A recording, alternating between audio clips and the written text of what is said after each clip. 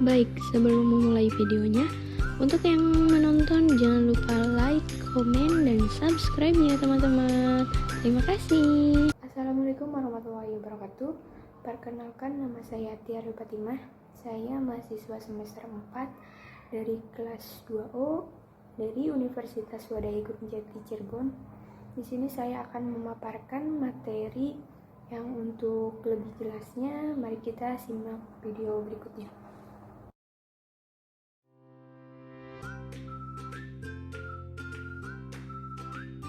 Di sini kita akan membahas materi tentang budaya manajemen pengetahuan organisasi.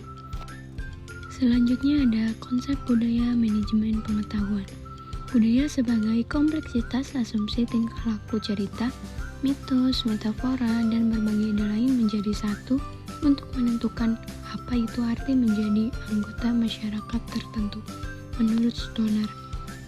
Lalu, budaya menurut Muljono 2003 adalah budaya adalah pola semua suasana, material, atau semua perilaku yang sudah diadopsi masyarakat sebagai cara tradisional sebagai pemecah masalah anggotanya. Selanjutnya ada sudut pandang budaya. Yang pertama adalah budaya merupakan produk konteks pasar di tempat organisasi beroperasi, peraturan yang menekan, dan sebagainya. Yang kedua, budaya merupakan produk struktur dan fungsi yang ada dalam organisasi. Misal organisasi yang tersentralisasi berbeda dengan organisasi yang terdesentralisasi. Yang ketiga adalah budaya merupakan produk sikap orang dalam pekerjaan mereka.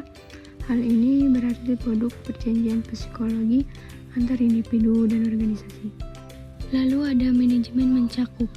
Yang pertama adalah mengkoordinasikan SDM, material, dan keuangan ke arah tercapainya tujuan organisasi yang efektif dan efisien. Yang kedua, menghubungkan organisasi dengan lingkungan luar dan menanggapi kebutuhan masyarakat. Yang ketiga adalah mengembangkan iklim organisasi di mana orang dapat mengejar sasaran perseorangan dan sasaran bersama.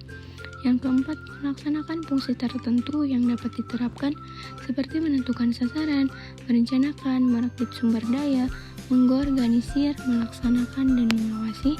Dan yang terakhir adalah melaksanakan berbagai peran antar pribadi informasional dan memutuskan. Selanjutnya ada pengetahuan. Pengetahuan adalah keseluruhan kognisi dan keterampilan untuk memecahkan masalah dengan kapasitas melakukan tindakan efektif, efisiensi, dan rasional.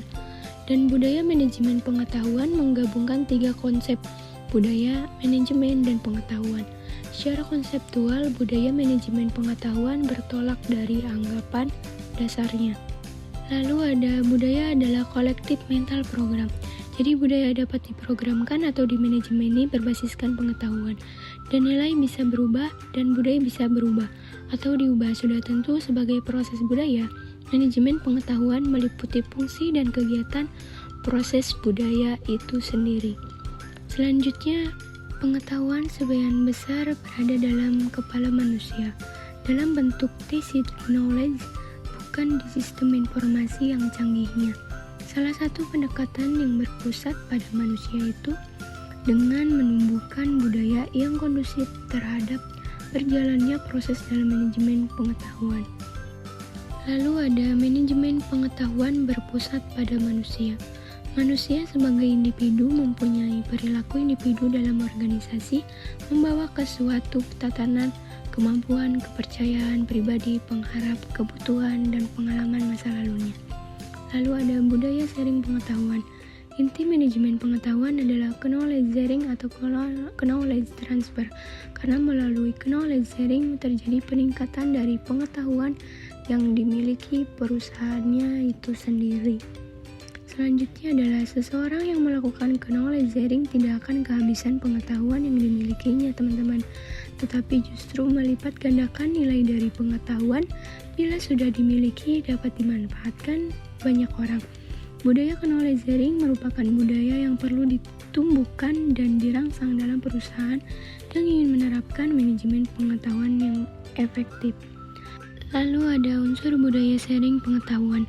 Unsur budaya sharing pengetahuan terdiri atas 6 poin, di mana poin yang pertama adalah peran kepemimpinan berupa kemampuan merumuskan visi, keterlibatan langsung, pemberian dukungan, dan advokasi.